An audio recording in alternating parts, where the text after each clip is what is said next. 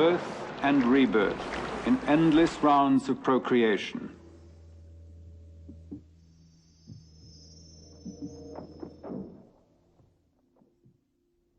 In shock from the trauma of awakening, the planet is bleak, arid, uninhabitable.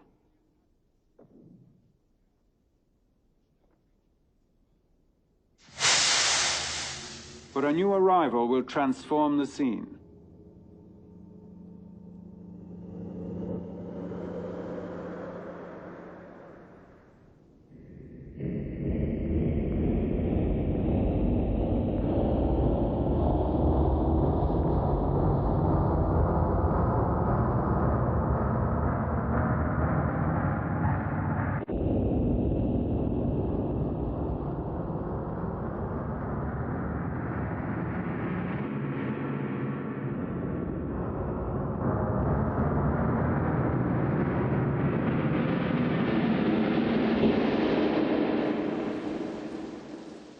In alchemical union with the four geni of creation, air, fire, water, and earth, plants turn the desert into a garden.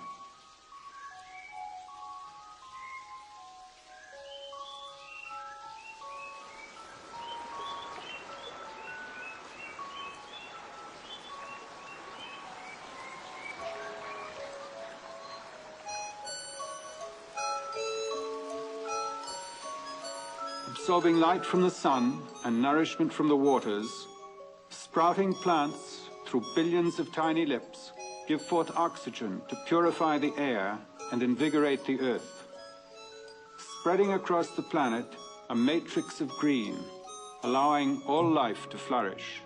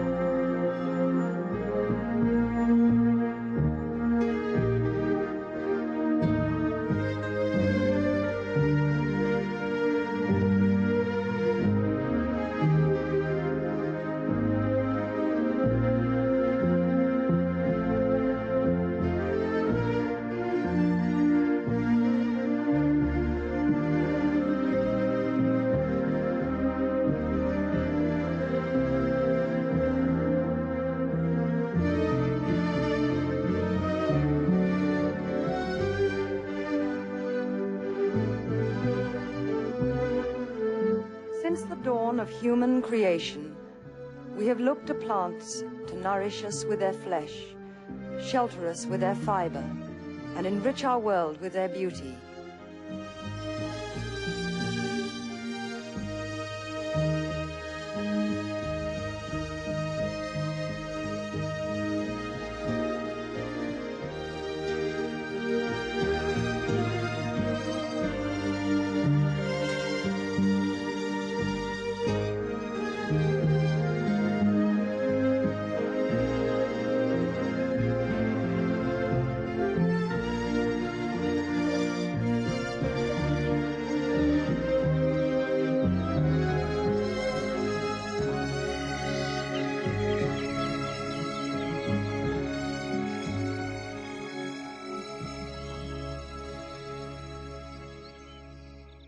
Plants, yielding themselves to man, share in his spiritual flowering.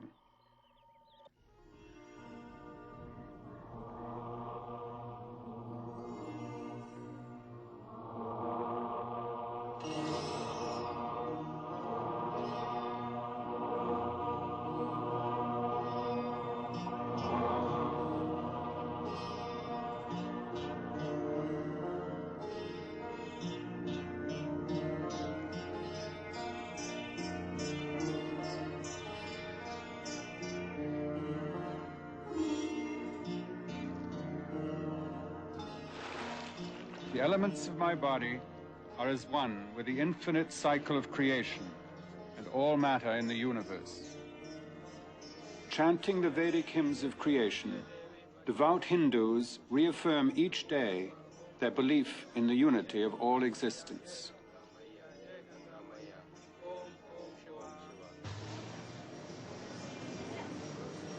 A teeming industrial port located on the Hooghly River, Calcutta gives little indication of the cultural glory that crowns its recent past. Less than half a century ago, learned men from many nations came to a quiet suburban street to visit an institute founded by the great Indian scientist Sir Jagadish Chandra Bose.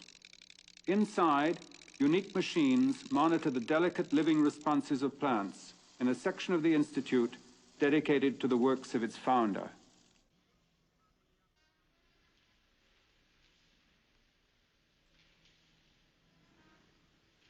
These are special instruments that Bose invented for making studies of the minute movements in plants. During the last years of his life, he was fascinated by the mysteries of plant life. We are fortunate that besides all that he wrote, in his later life, he made many recordings in his own voice in this machine.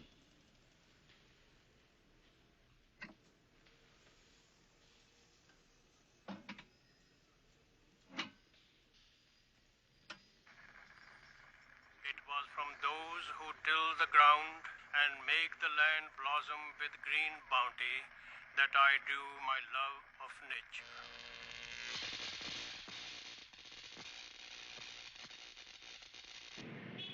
Traveling to England, Bose presented his latest and most significant discoveries in person before a gathering of the most distinguished minds in the scientific world, the 324 Fellows of London's Royal Society. In the same hall where Darwin, Huxley, and Faraday made history, the learned gathering listened with polite interest as the obscure Indian scientist described his pioneering measurements of radio waves. Through his experiments, Bose also discovered that both metals and living animal tissue respond in a similar way to the effects of radiation. He postulated, if the continuity exists between such extremes as metal and animal tissue, similar effects should be present in the plant kingdom. Touching the leaves of Mimosa pudica with a cotton soaked in ether, Bose demonstrates the fainting response in a plant. The object of his future experiments was to prove through the design and use of highly specialized machines that all the characteristic responses exhibited by animal tissue are also to be found in plants.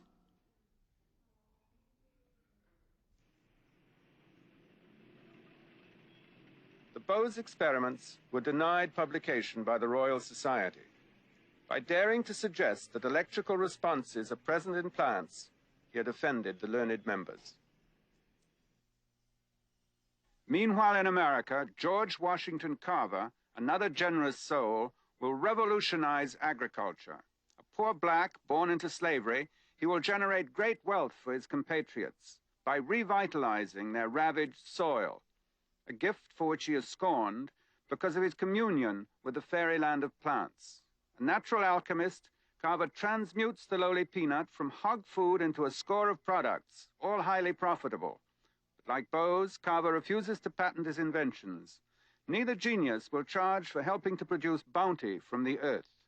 Advanced philosophers, neither is appreciated in his lifetime.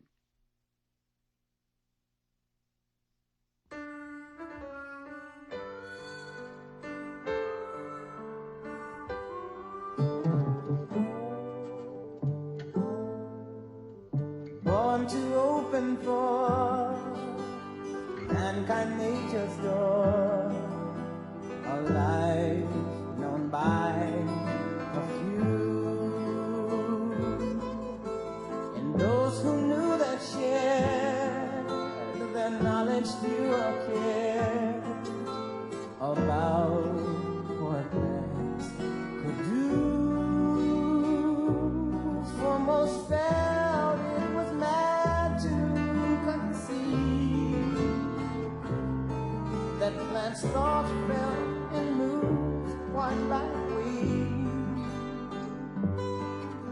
but with instruments both would devise, would take science itself by surprise. So on we go, where who knows, to a place where there's still non-believers. What will it take, for heaven's sake, for those who find what's real too hard to believe in? It's that same old story again.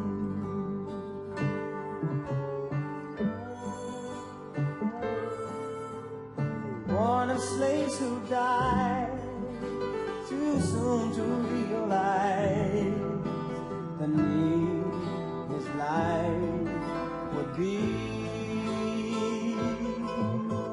Selflessly he gave his wisdom to a way where first no minds would see. He said if farmland was to be rich, we must plant farms to replenish it. But it took him persuasion and tact to convince them Harvard's way was best. So on we go,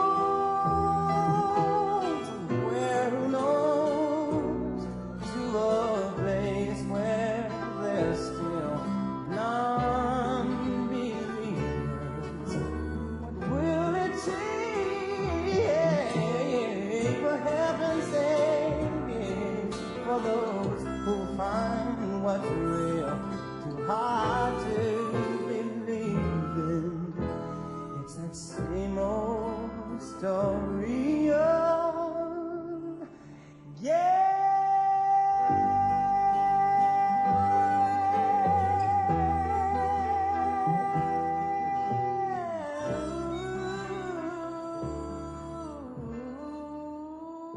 It was in the actions of the plants that I perceived a prevailing unity that is within all things. The mote that quivers in ripples of light, the teeming life upon the earth, and the radiant suns that shine above us. I understood for the first time that ancient message proclaimed by my ancestors on the banks of the Ganges 30 centuries ago. They who see but one in all the teeming manifoldness of the universe, unto them alone belongs eternal truth, unto no one else.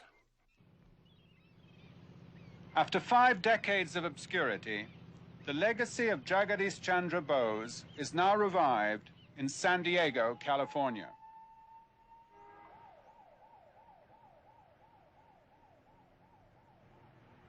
Welcome to the Baxter School of Lie Detection.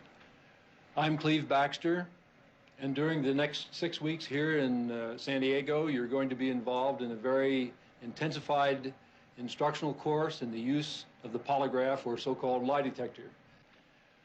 In the course of a career dedicated to investigation for federal and municipal law enforcement agencies, Cleve Baxter has earned a reputation as the world's foremost authority on the polygraph. Well, as of February 2nd, 1966, I'd been in the polygraph field full-time for 18 years.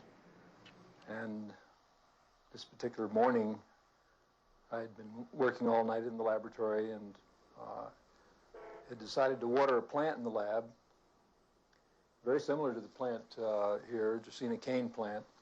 My thought was that as the moisture arrived to the leaf of the plant, the plant should be a better conductor, and I should get a reading on the chart. Well, strangely enough, I didn't get this at all, and in fact, it did just the opposite. Instead of Instead of the tracing edging upward as it should have on the chart, it went into sort of a wild excitation, very similar to the first part of a human taking a polygraph test. But then it occurred to me, just about 14 minutes along, what would be the real optimum threat to the well-being of a plant.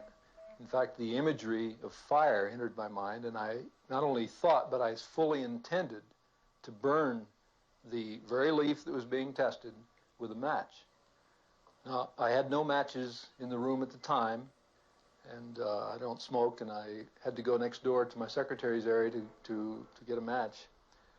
But the interesting thing is that right at the split second that imagery of fire entered my mind, the tracing reflecting the changes in the plant just went right off the top of the page.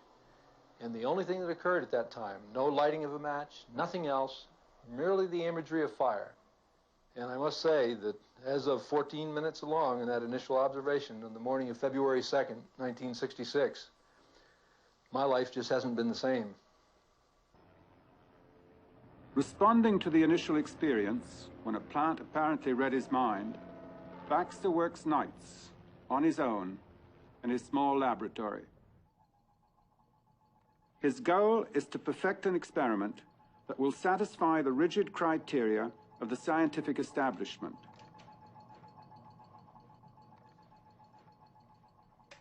Baxter hopes to show that plants react to any termination of life in their immediate environment. During the next 6 hours, at some undetermined moment chosen by a randomizer, these brine shrimp will fall to their deaths in boiling water. By totally automating his equipment, Baxter is determined to eliminate human influence.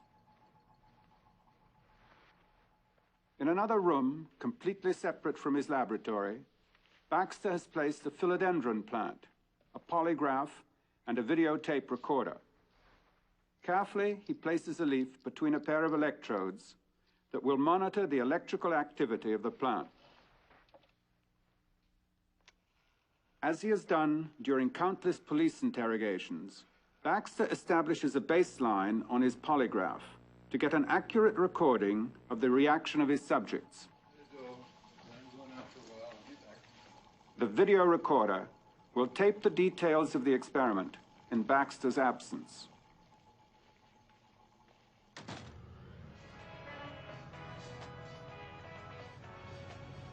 For the automation of this experiment to be successful, I have to get a certain distance away from my lab so that my consciousness won't affect the results.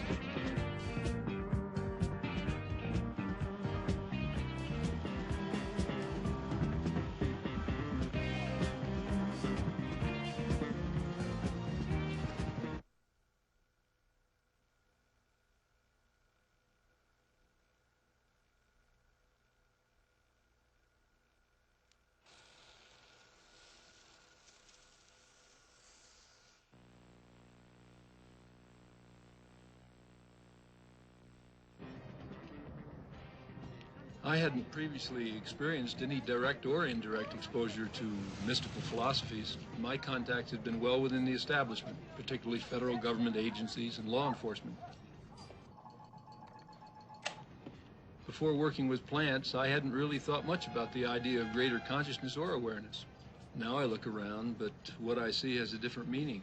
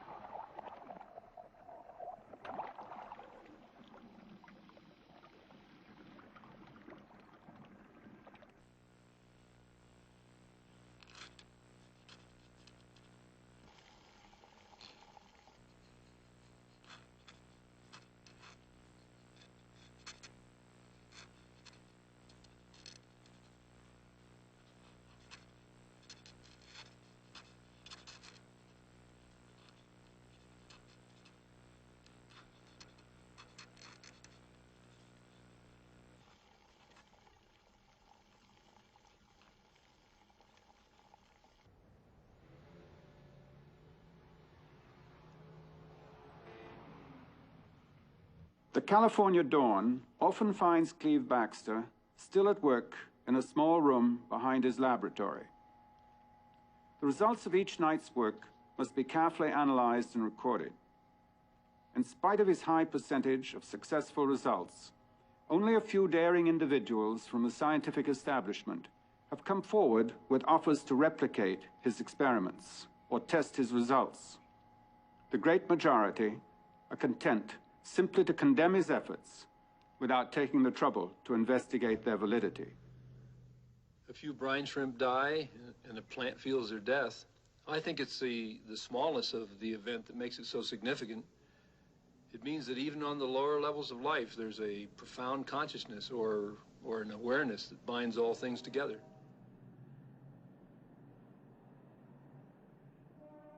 Is it coincidence that a plant will grow its petals into an exact replica of a female bee, so alluring to the male bee that he attempts to mate with the petal, and in so doing, pollinates the orchid?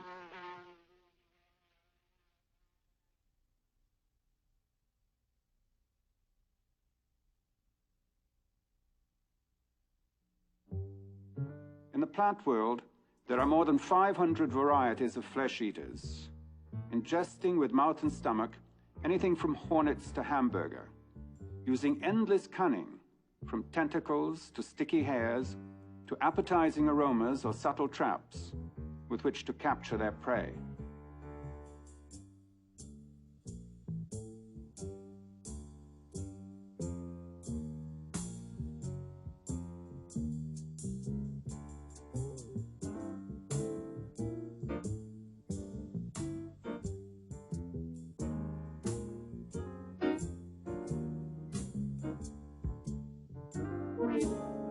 Hello, flower. Boy, you look juicy. And you know just what I'm coming to get. Right.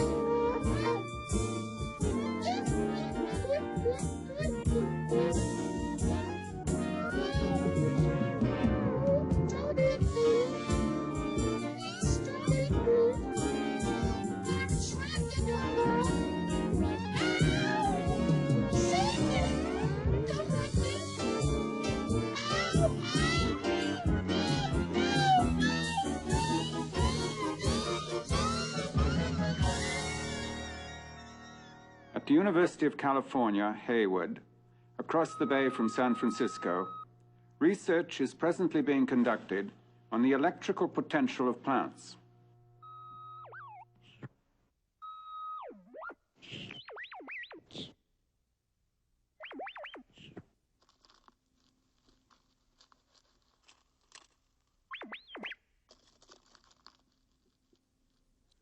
And then I try to compare those signals to emotional changes in a human. In other words, we take a person and we sit him away from the plant, and he goes through Randy emotional Fonts, changes. a researcher in parapsychology, proposes an experiment inspired by Cleve Baxter's initial experience. Would this constitute a tight, sound scientific experiment? Dr. Norman Goldstein, a professor of biology and expert in the new science of electrophysiology, agrees to review the results of the experiment, which will determine whether the plant Mimosa pudica actually responds to human emotions. As you can see, we have the normal copper screen and such as that Faraday cage, block out electromagnetic signals, radiations. But in addition to that, we have a plexiglass over here that blocks the wind movements and ion movements and air flows that would, shake the plant, cause abnormal signals. We also have a motion detector in here, which will allow us to look and see whether any external motions or movements have interfered with the experiment, so we can tell when the plant has actually vibrated. Where's the subject with respect to the cage now? We're going to seat him, within a few feet of the cage, probably about 5 feet. And he'll be viewing a screen. He'll be watching the stimulus movie that we're providing. Mm-hmm. And then his emotional responses should carry over into the cage here and affect the plant. That's what we're hoping for. We're going to be measuring your galvanic skin response, which means your emotional activity. Okay. Let's hope there is some. Is that too tight? No, that's great. Okay. This is going to measure your blood volume. And this will measure the muscle tension in your forehead, or the EMG. Mm-hmm. Okay? Good.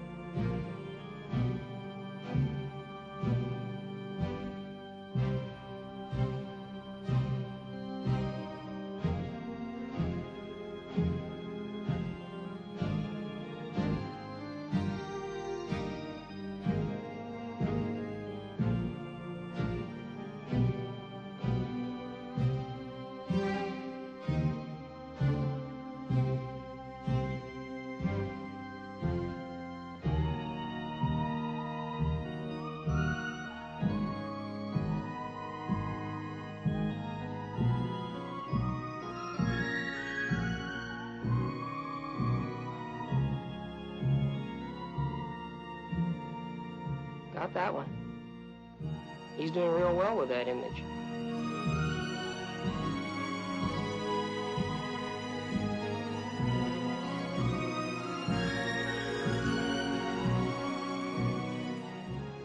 That looks very convincing. I have to think about that one. Well, let's say that the experiment is quite well done. Yeah. Then you're claiming that the individual's response is producing some kind of energy display. When you're finished analyzing your data and it supports your contentions, you can imagine what importance this will be. You can imagine it'll change our whole picture of how we relate to plants, that we're interacting with them all the time. Plants react to man-made music. Do humans react to music produced by plants? In the belief that a tangible expression of plant emotions would bring about a harmonious interaction between human beings and the plant kingdom, artist John Lifton devised what he calls green music.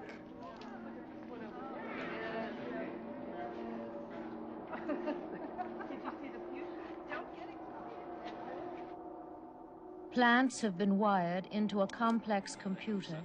Their change of mood as they react to the crowds of visitors will be converted into musical expression. I'll check that other placement. Okay, Richard.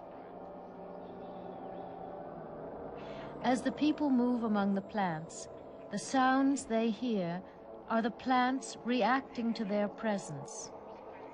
An ephemeral exchange of energy, linking two diverse life forms, becomes a symphony of emotions.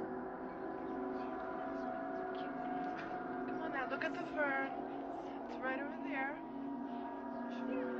Now be careful, be very careful. Yes, don't rip it. Oh, isn't that prettiest?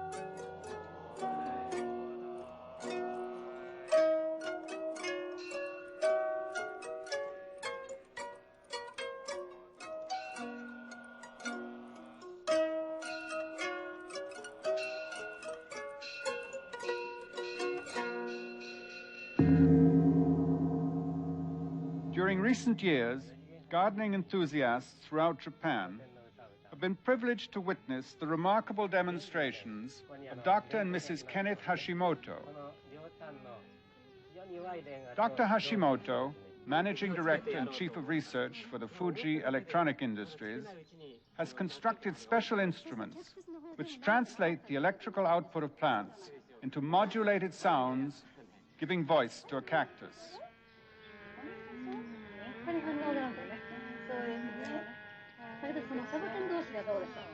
Relying on her affinity for plants, Mrs. Hashimoto looks forward to actual conversation with her cactus.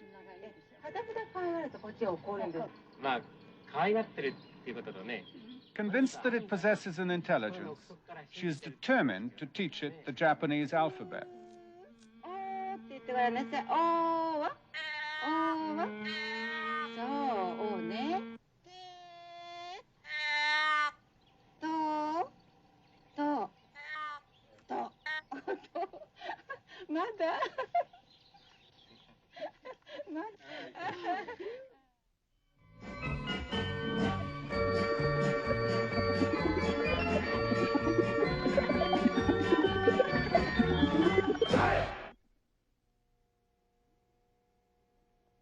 Research conducted in the Soviet Union leads scientists to believe that plants may think. Attached to delicate electronic instruments, a cabbage plant registers annoyance to the exhaling of tobacco smoke on its leaf surfaces. A scene familiar in any kitchen takes on special importance in this experiment. Володя, переключи задание по всем параметрам. Тамара, бери препарат.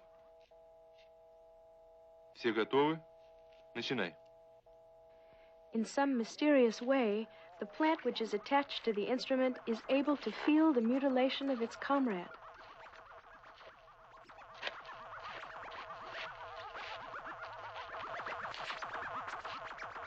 In a more advanced experiment, technicians were asked to pass through a laboratory containing 2 living cabbage plants.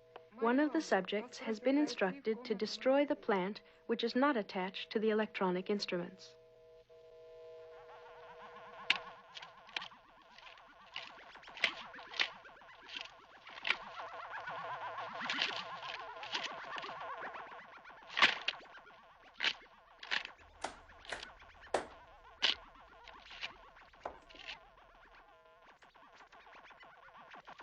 Hours later, the technicians are asked to return to the scene of the crime.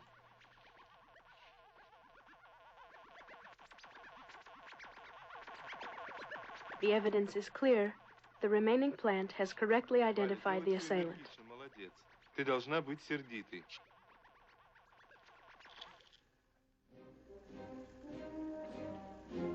Since 1959, the Academy of Sciences of the Union of Soviet Socialist Republics has advanced research for the application of automation and cybernetics in plant husbandry.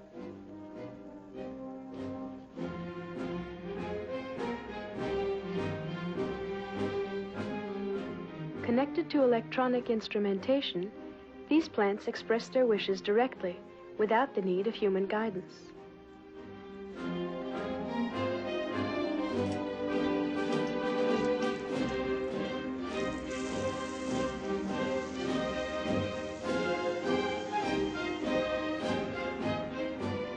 In agricultural centers of the future, plants will show themselves to be fully rational beings, controlling their intake of water and nutrients, and even regulating the temperature and humidity of their environment.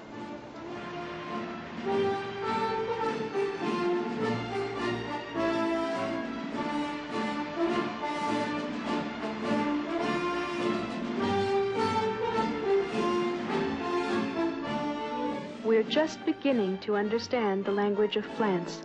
It is a difficult and fascinating road wherein a multitude of surprises awaits us.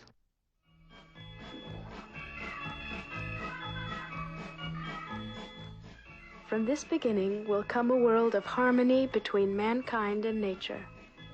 Through the gift of human ingenuity, all things are possible. All that we need is a peaceful sky above.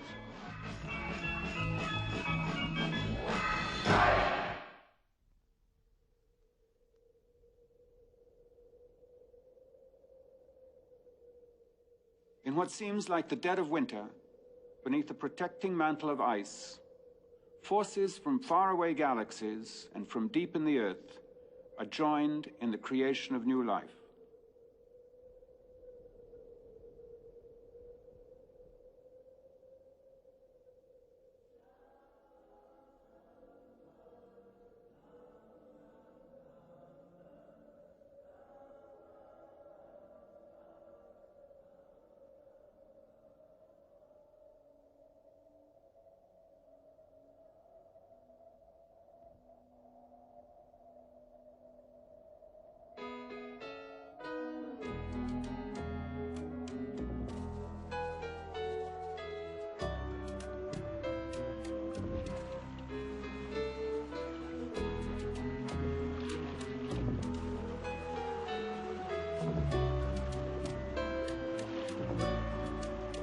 As the sun dies at the winter solstice, it will be reborn in the spring.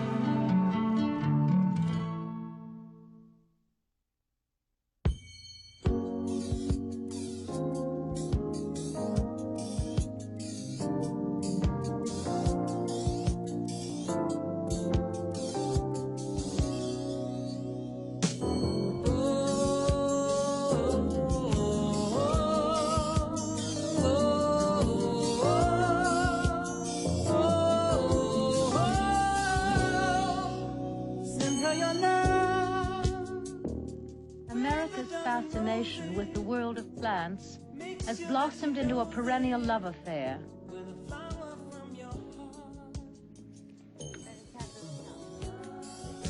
All across the land, plant shops have sprouted, and no home or office is complete without its Dracaena or Boston fern.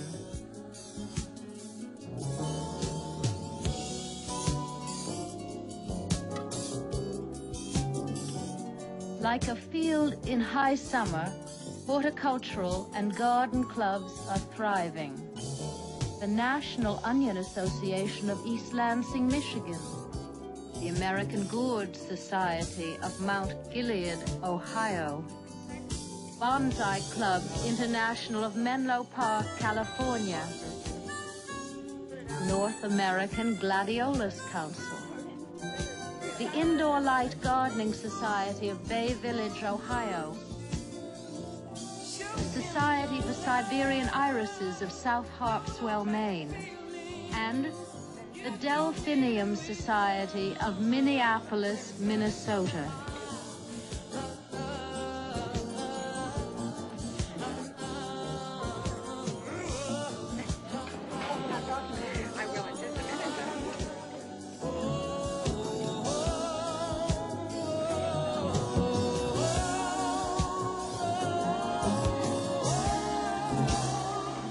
Each society produced a publication.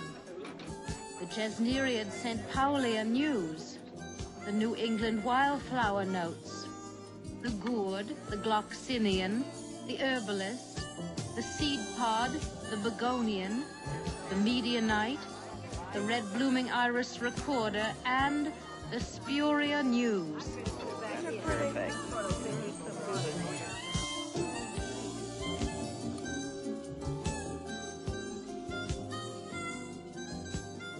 As the rapture spread, plant lovers could order a pepper plant direct from Venezuela, a candlestick plant from the West Indies, a Jacob's ladder from Malaysia, and from China, a strawberry begonia.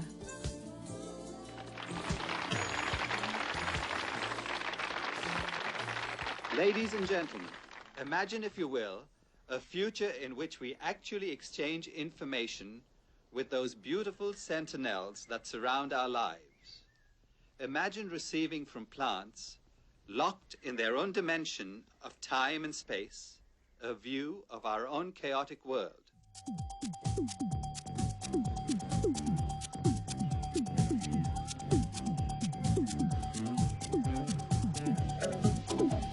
We see them as static, unmoving objects, and to them, perhaps,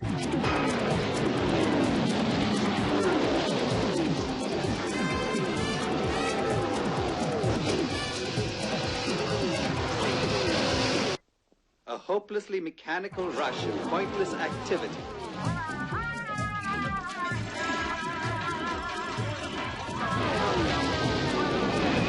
Unimaginable. But in fact, we are a flurry of the absurd.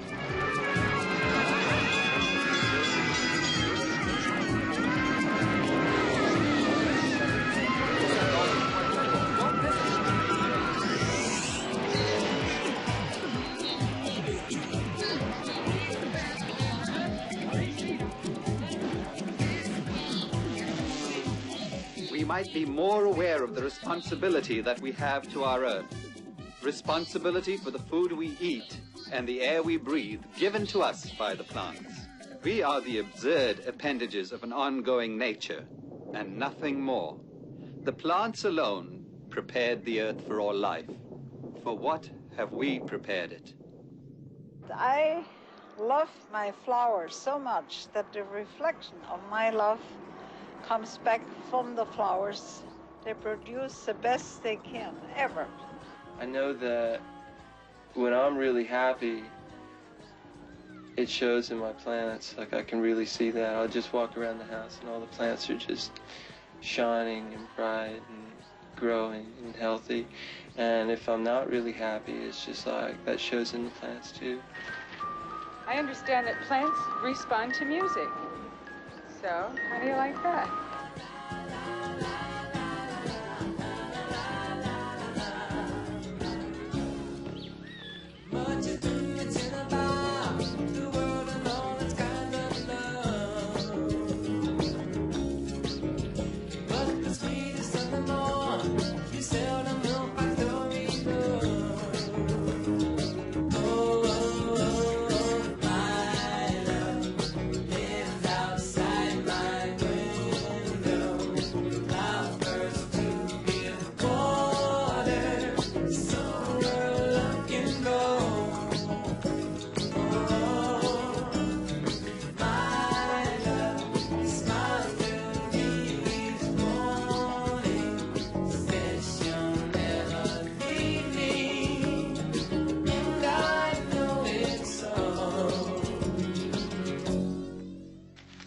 Look at this, 1st of November, picking tomatoes. When they bloom, they smell the house all over with gardenia smell. It's fantastic. And it's by a window, so like the smell just blows all through the house. And not to forget the persimmons. You don't have to look around or ask yourself if she is there. 'Cause the fragrance of love says high with every breath of air. Oh, oh, oh, my love lives outside my window. Clouds burst to get water, so her look and grow. Oh, oh, my love smiles to me each morning, says she'll never leave me, and I know it's so. I think a lot of people tend to be like a Jewish mother and, you know, give a lot of food or water to the plants. I think that it's true for anything. Rock, you can communicate with rocks. People, I mean, they call people like that crazy. You will often hear her name describing another's virgin name. But if ever there was choice, my power would be the virgin name. My love lives outside my window. Clouds burst to get water, so her look and grow. Oh, oh, oh, my love smiles to me each morning, says she'll never leave me, and I know it's so. My love lives outside my window. Clouds burst to get water, so her look and grow. My love smiles to me each morning, says she'll never leave me, and I know it's so.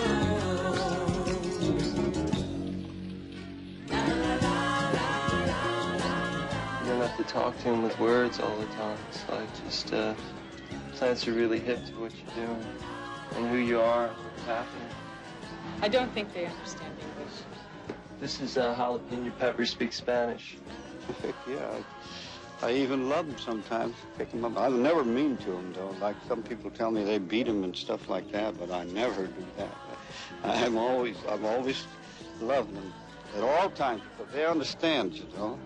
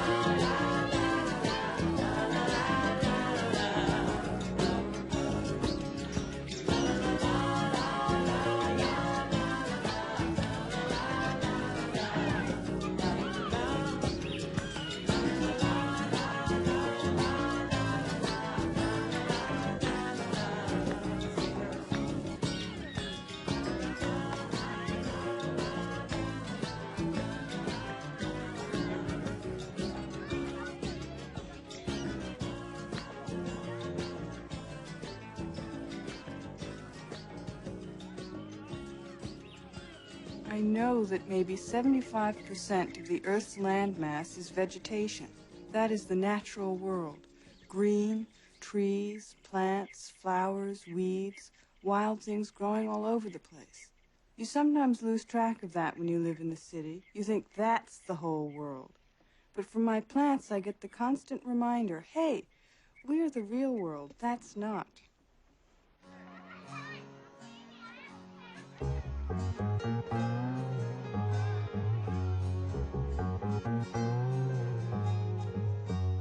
Of snow within a storm, You were waiting to be born in a world with need for change.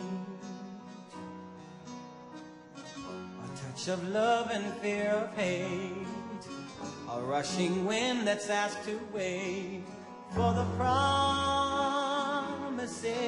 of rain. A pearl of wisdom entrapped by poverty. She gives love with purity, filling minds with hopeful schemes to build worlds enhanced by peace. Draped in sparkling morning dew, she expresses life anew from the earth beneath her feet. She is a flower that grows, lovability. She's femininity. Black orchid, why did they make you begin? When they know in time you'll find your truth before your sight go in. Black orchid, why are you crying their fears when the true reflection of you that they see is love besieged by years?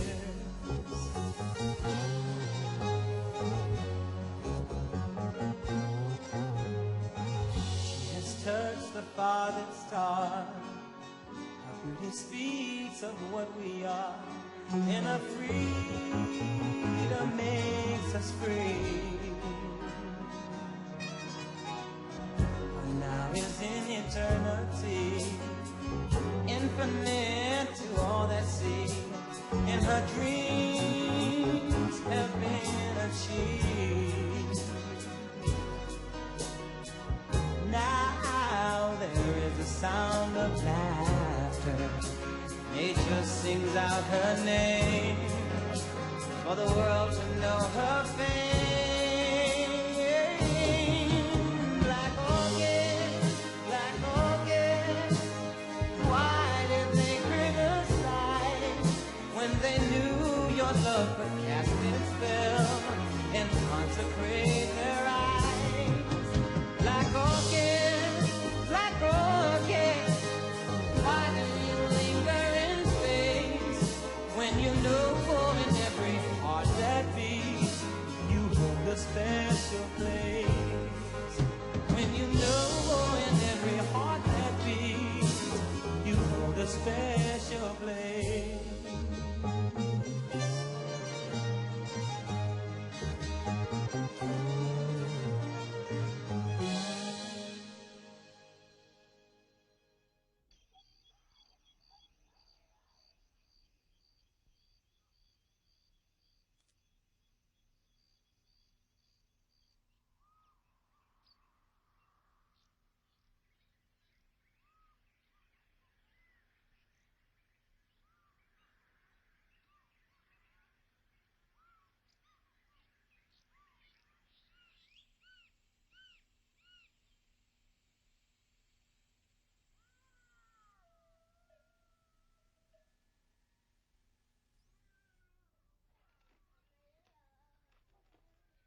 In the heart of Africa, on the southwestern edge of the Sahara, lives a nation of peasant warriors who call themselves the Dogon.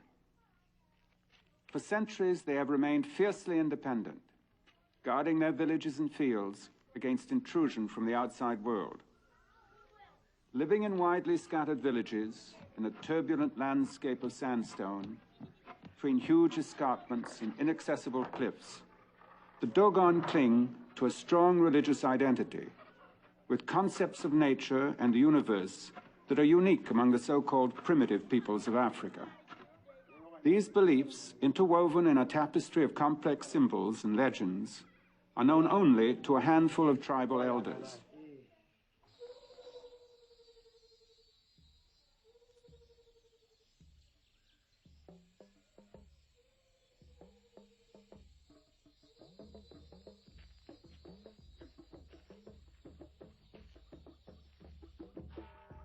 Temple of Aru is the repository of Dogon religious knowledge. Within its adobe walls are hidden countless objects of great spiritual importance to the tribe. But the essential element of the shrine is human. With no written language, the sacred knowledge of the Dogon lives in the memory of one man, the Ogan of Aru.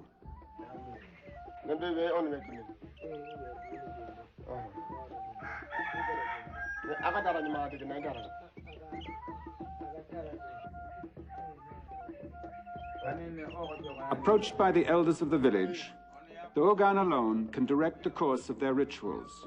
He alone remembers the sacred rites of the Sigi. The Sigi ritual, held only at 50-year intervals, celebrates the movements of the sacred star. It is the most important event in the Dogon world.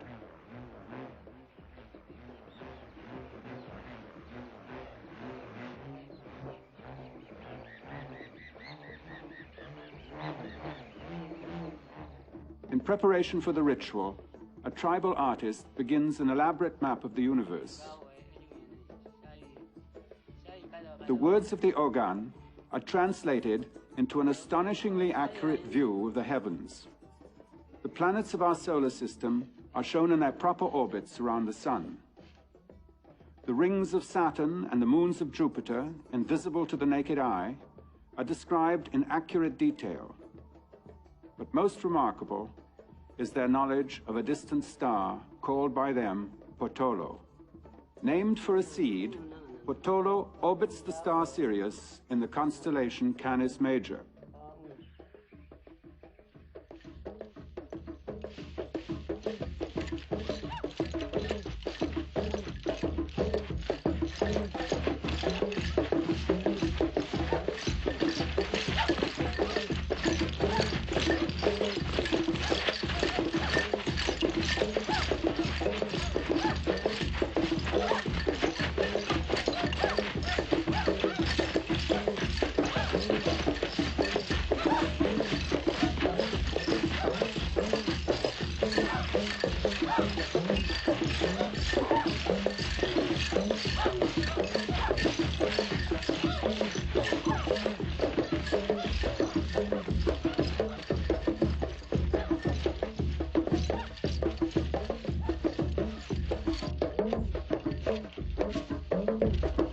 To the Dogon, the star Potolo is the eye of the world, a germinating seed from which they receive all knowledge. Each 50 years, throughout all the villages of the tribe, the Dogon pay tribute to Potolo in the ceremony of the Sigi, illustrating in dance the ellipse of its orbit around Sirius.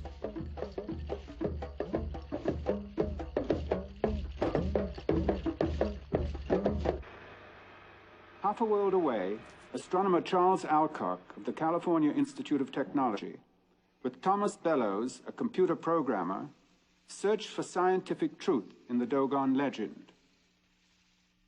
Astronomers now know that Sirius does, in fact, have a small companion star invisible to the naked eye. The coordinates from these observations will be fed into a computer to determine the size, weight, and precise orbit of the sacred star.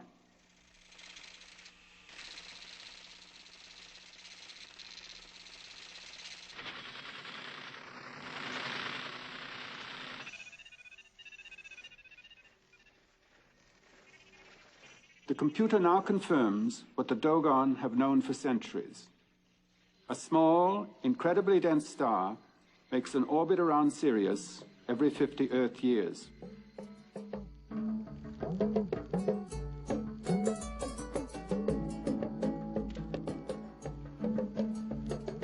In a sacred cave, the elder Amandingi explains the significance of Potolo to initiates of the Sigi ritual. Potolo is invisible to the eye, but not to the spirit. Thus, when men perceive Potolo, they are spiritually renewed.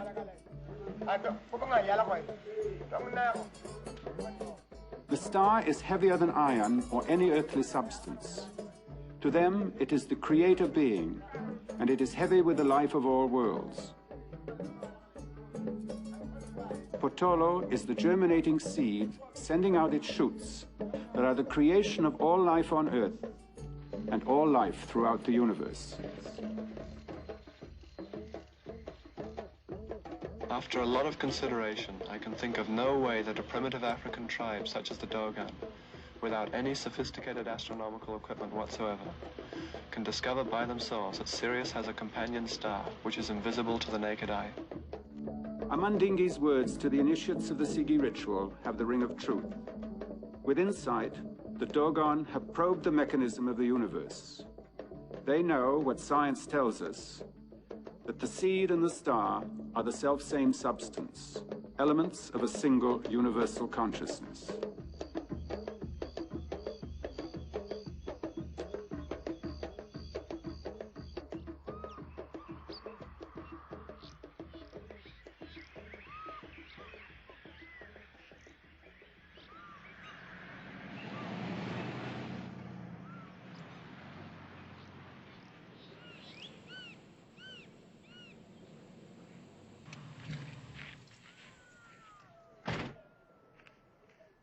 For 6 years, L. George Lawrence, a Silesian-born electronics engineer, has used an abandoned prospector's cave in the California desert as a base of operations for research in a new science called biocommunications.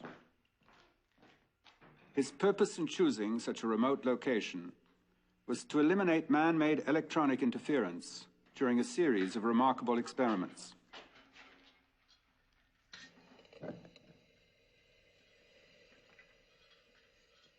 I started my work on plans in 1962 while I was an engineer in the aerospace industry. And at that time, it was one of our goals to develop jam-proof missile components. Now, after much experimentation, my attention turned to living plant material, in particular to plant leaves. Plant leaves are able to react to gravitational changes, to temperature changes, to electrostatic fields, and so on, simultaneously. Now, a man-made sensing device cannot do this.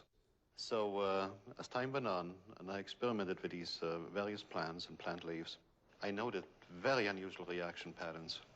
Now, at that time, I thought that my equipment was defective. It did not occur to me that I was witnessing a profound consciousness in these living plants. But I was an engineer, a nuts and bolts man. I needed to perfect a machine-based system just for the specific purpose of finding out the truth about consciousness in plants. And to my extreme surprise, it worked. There is indeed a consciousness in the plant kingdom. Lawrence's latest equipment differs significantly from that of other researchers. It dispenses with the necessity to use electrodes directly attached to the subject. He has found through experiments that living vegetable tissue perceives signals with greater sensitivity than electronic sensors. These tiny mustard seeds, removed from a nutrient bath at the point of germination, will act as antennae to receive distant biological radiation.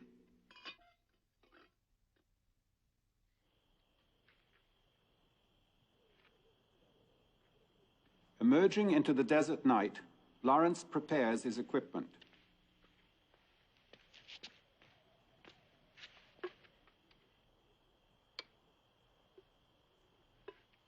At the end of a Faraday tube, he inserts the seeds which will monitor the signals.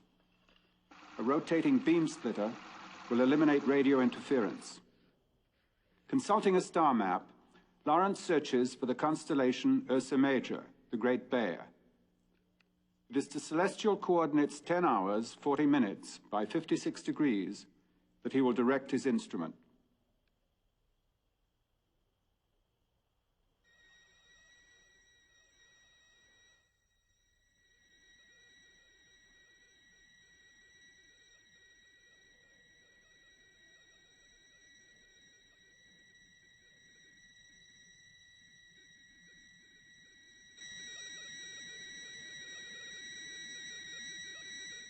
Lawrence scans the heavens, waiting for the seeds to receive a distant signal.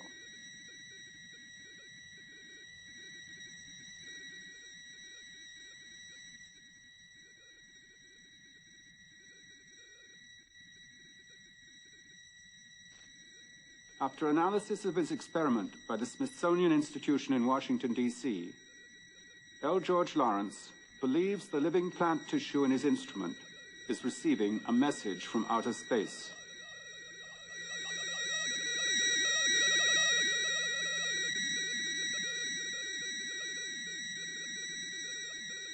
Plants communicate with each other. It would also appear, in our case, that we have actually eavesdropped on a communication that has gone on for millions and millions of years. And by some freak accident, by simply allowing a sensing instrument to remain pointed at the sky, we were able to intercept what seems to be a universal truth.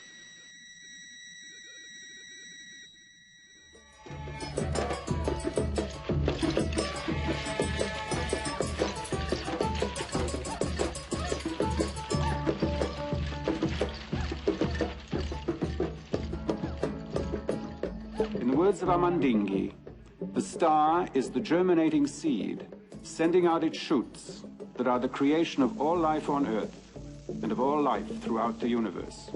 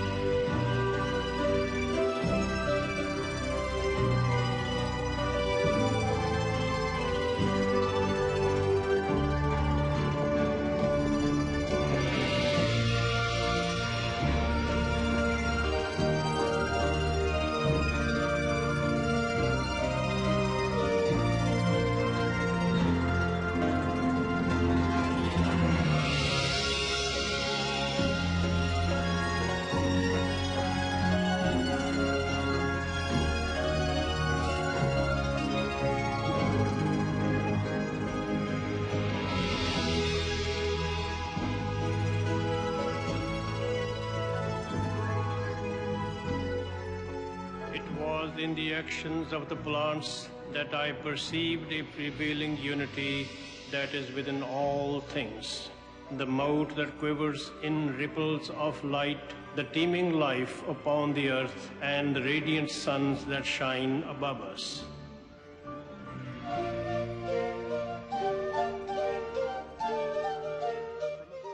From a droplet to the Milky Way, from subatomic to galactic, the germinating force of seeds and stars molds and remolds in metamorphic rounds.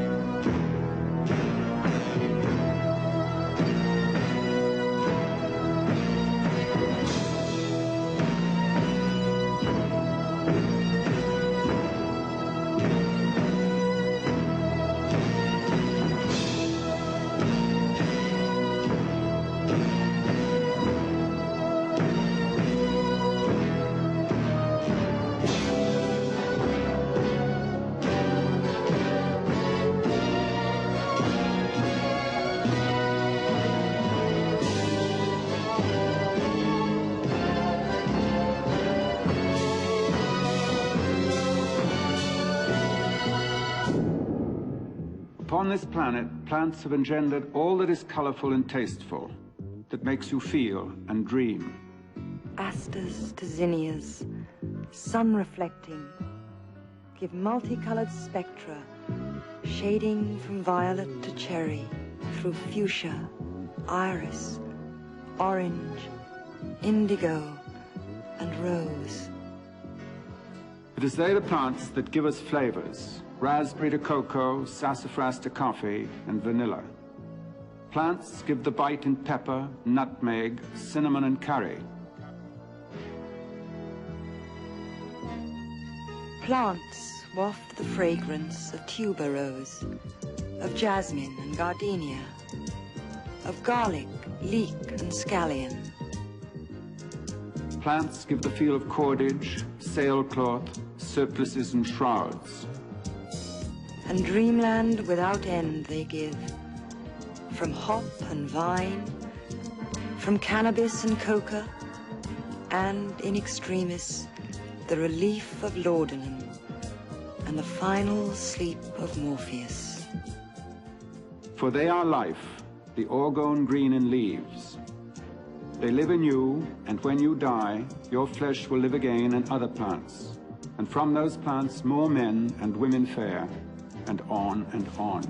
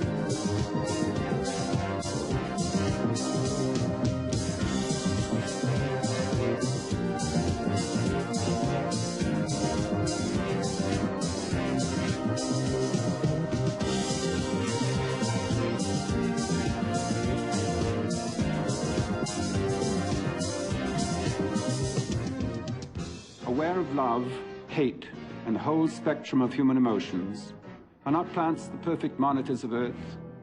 Observers of infinite patience, enduring for millennia amidst the chaos of the human condition? Spread across the face of the land, what message do they pass from this to other worlds?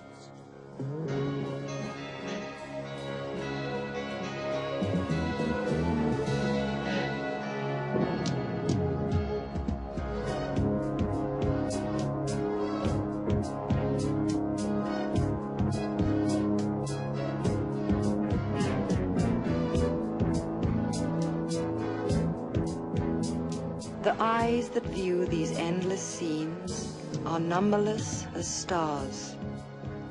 The viewer, one.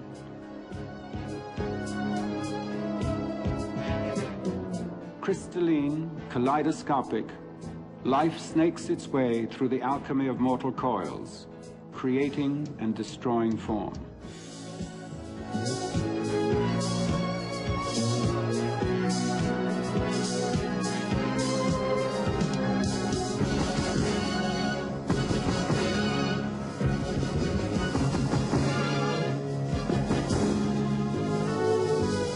Understood for the first time that ancient message proclaimed by my ancestors on the banks of the Ganges 30 centuries ago. They who see but one in all the teeming manifoldness of the universe, unto them alone belongs eternal truth, unto no one else.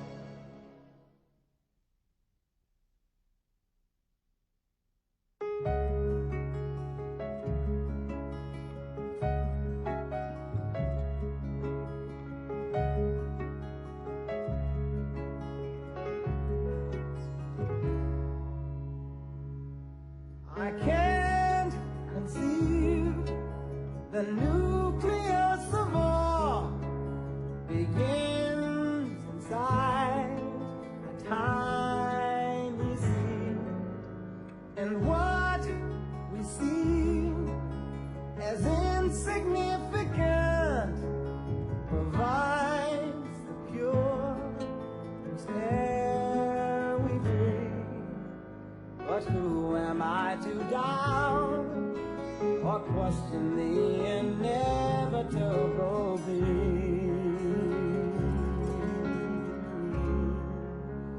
for these are but a few discoveries we find inside the secret life of man.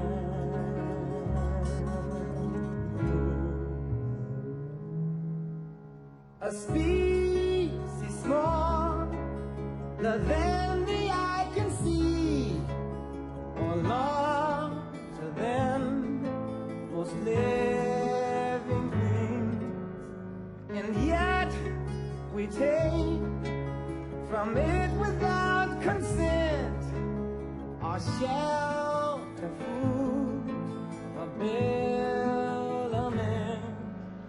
But who am I to doubt or question the inevitable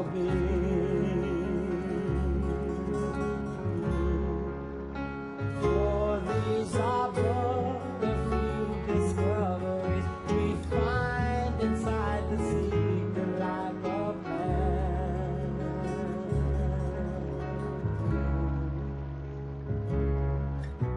But far too many give them in return a stone-cut drama burn as if they're nothing.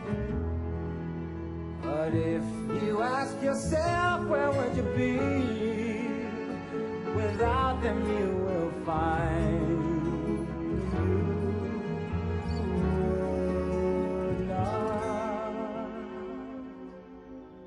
and some believe antennas are the leaves that span beyond our galaxy. They've been, they are, and probably will be on the mediocrity. But who am I to doubt or question the inevitable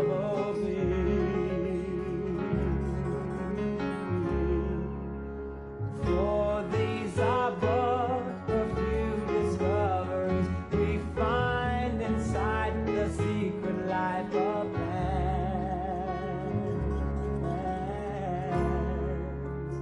For these are but a few discoveries we find inside the secret life of plans.